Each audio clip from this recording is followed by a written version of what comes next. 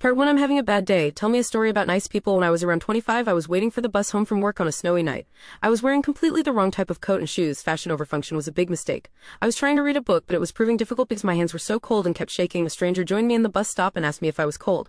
I replied that I was, and she took my book, placed it down, took off her scarf, and then wrapped it around both of my hands, telling me how important it was that I be warm. I didn't know how to accept kindness as I hadn't been shown much at that time. I insisted she keep the scarf, but she told me to SSHH. Then she picked up my book and held it in front of me. She told me to continue reading and to let her know when I needed a page turned. I protested again and again. She shushed me. She told me I deserved to be warm and she would keep me warm and safe until my bus arrived. She was so sweet to me and I don't know what I did to deserve it. We sat like that until my bus came. I thanked her, told her how kind she was and said goodbye. When I boarded the bus she walked away and I've never seen her since. When I'm feeling close to giving up I think about her. She showed me true kindness and still inspires me to be a better person. I want to make people feel like she made me feel. To me that night she was an angel for no reason at all. Part 2. I'm having a bad day. Tell me a story about nice people. Last August, I loaded some camping gear onto the back of my bicycle and left my home in Wisconsin with the goal of riding to Seattle and down the Pacific coast. I spent about 6 months on the road. Along the way, every single person I met wanted to help me in whatever way they were able. Whether it was a driver who saw me stopped on the side of the road in the night of nowhere, Wyoming, and pulled over simply to offer me an extra bottle of water, or the people who welcomed me into their home for a night, providing me with a warm bed, hot shower, and their wonderful company over a delicious dinner, everybody wanted to be a positive part of my story.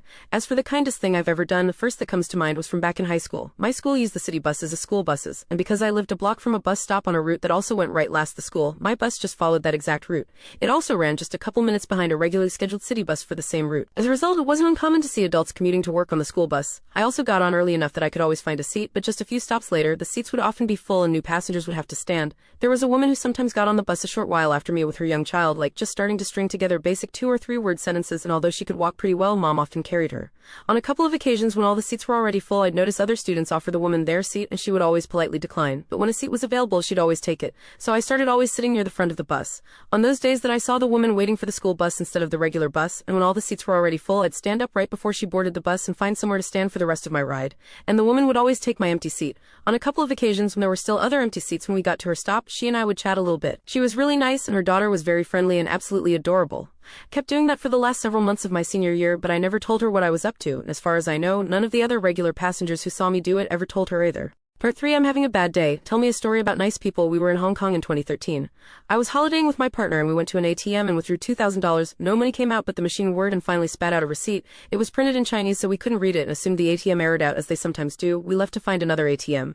Maybe 5 full minutes of walking up the street, we hear yelling in the distance. A very old lady was running as quickly as she could, screaming at us, waving something in the air. It was the middle of the day on a busy street, so we assumed it was for some reason unrelated to us. She pursued us and eventually we realized she was chasing us. We walked back to her to find her holding a thick wad of cash, the full $2,000. The ATM didn't error. It just took a while to spit the money out. We tried to thank her. We tried to pay her. I wanted to hug her, but the language barrier stopped it all. All I could do was thank her repeatedly and try to bow like an idiot. She huffed off, almost seemingly pissed off at our stupidity. That little old Hong Kong woman will always be in my memory as one of the most honest and kind people I've ever met.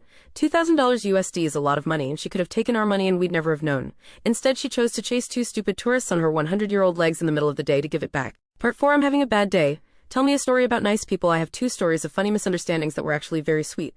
The first one was in high school. I remember I went to my lunch period with friends and they all needed to buy lunch, so they got in line while I found a table by myself. I have horrible pollen allergies and at the time I wasn't on medication, so I looked absolutely terrible. My eyes water continuously. I'm either sneezing or coughing, my nose is running, my face is red, you get the picture. I also had only brought a sandwich and my friends took forever in line, so I was done eating before they got back. A girl came over and asked me if I wanted to come to her table and eat some pizza with her friends. I said no thanks, a little weirded out, and she left. I realized later, it looked like I was sitting alone with no food and no friends, crying my eyes out for like 15 minutes, and she must have felt really bad and instead of making fun of me or something came over to offer me some food and friendship. It was very sweet, and although I didn't need what she thought I needed at the time, I really just needed a Claritin or something, I'm super appreciative that she tried. The other time was a little darker. I was in my 20s and having a hard time and really depressed. So one night I decided to go for a walk. It wasn't late. Maybe sometime after 9. It was dark and slightly before summer. I chose the key along by the river that runs through town. I stopped at some stage to just look out over the water. Water always calms me and allows me to just take stock of what's going on in my head.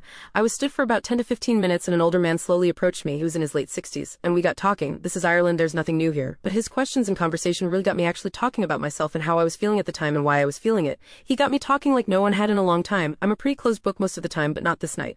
Eventually he convinced me to go for a pint. He took me to a pub over the road, bought me a drink, and we talked some more. Eventually pub shut its doors, he put me in a cab and sent me home. Occasionally he'd call and see how I was and we'd talk for a while. It honestly never occurred to me until years later that what he saw that night was a young man looking depressed, looking out over a river. He thought I was going to kill myself. He didn't need to spend his night talking me down or looking after me, but he did. I don't remember his name. The guy was an angel.